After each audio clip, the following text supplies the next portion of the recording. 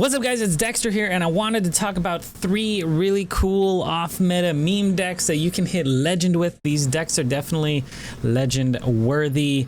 I've hit legend with them before, and I've played them recently, and they're still really good in this current meta that's infested with Evolve Shaman and Battlecry Shaman. You can still play some fun stuff. But yeah, I actually don't think I'm gonna do a top decks of the month for November because I feel like everyone kind of already knows what it is. It's just a bunch of Evolve Shamans. Like looking at the Vicious Syndicate report here, just pulling up the power rankings. You can see at all ranks, we got Aggro Shaman, Secret Highlander Hunter, Quest Shaman, and Tempo Rogue. We go ranks 4 to 1. Aggro Shaman, Quest Shaman, Tempo Rogue, Secret Highlander still pretty good.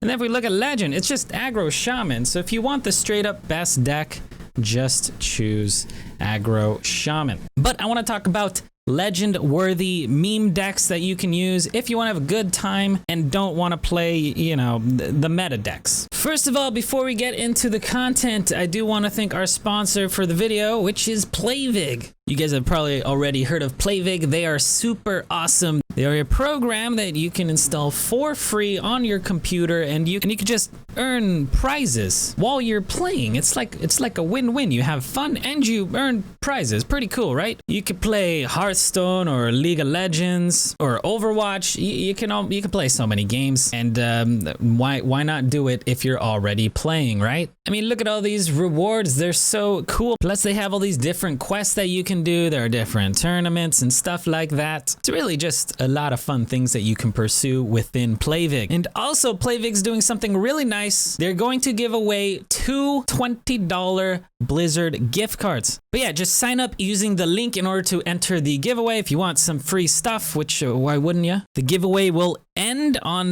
November 10th, and that's when PlayVIG will contact you and give you your free stuff. So be sure to check them out, download it, try it out. Thank you so much to PlayVIG for being the sponsor of this video. Now, the first deck is actually my favorite one, my favorite current deck, I guess. I'm enjoying this, and I get excited to play it every single time, and that is going to be Vault Hunter. This is, I called it anti-shaman because initially I played it because I thought it was anti-shaman. It is heavily favored against shaman. I think I'm like 65% win rate against them, something like that. But overall, 59. I think the reason the win rate's a bit low is because it struggles against Druid. Now, there's a decent amount of Druid on the ladder now. I think last I checked, about 5 to 15% of the ladder. So, I mean, the win rate isn't terrible against Druid. You can still win, but if you dodge them, you're going to do even better. So, yeah, currently, probably my favorite one. I think a lot of people might be playing the Quest Hunter wrong. I see a lot of people trying to just, like, smork with this thing, and usually that's not your plan. If you're playing against Druid, okay, maybe.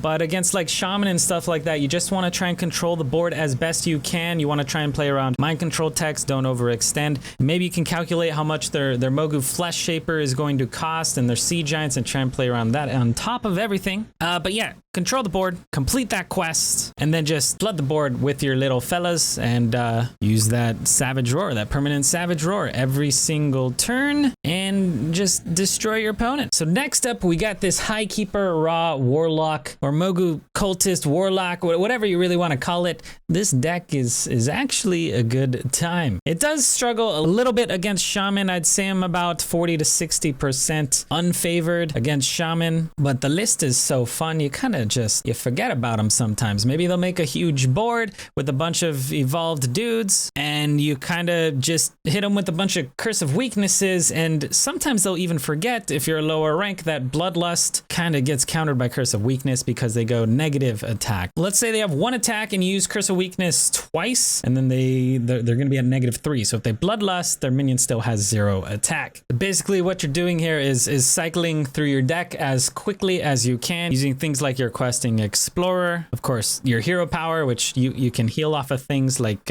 your Brood Mothers, and then your Plot Twist allows you to complete that quest, and then you can start tapping and just throwing things out. The deck's a lot of fun because of hand management, knowing when to play what card, when to tap, just how to maximize your card draw. It's a good time. It is a bit challenging to play. I've heard a lot of people say it's not a good deck, but I'm currently 34 and 28. That's a 55% win rate. That's a pretty large sample size. The more you play the deck, the better you'll get at it. That is for sure. For people who don't know the combo, basically you have to keep Glinda, a couple bankers, your Mogu Cultist, and your Grim Rally. You get to the end of your deck, so you're essentially going to take Fatigue the next turn. You play your 6 mana Glinda, use your 2 mana Baleful Banker, so that's a total of 8 mana so far. It'll shuffle the Glinda into your deck.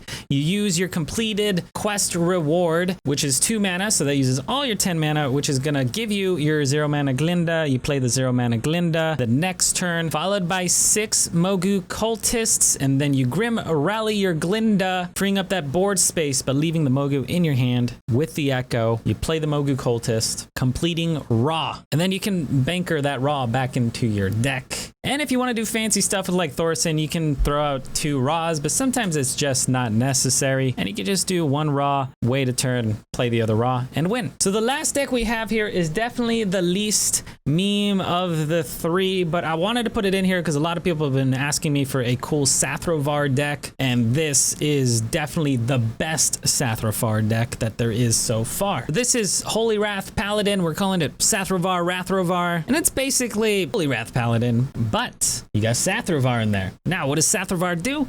It gives you, you know, a good time with your Shirvala. You don't have to wait till the end to go for the Holy Wrath. You can kind of use Shirvala for some lifesteal, some board presence by just playing it for 0 mana or 1 mana or whatever. Maybe you discount that, maybe you discount Sathrovarr, so this will obviously be different.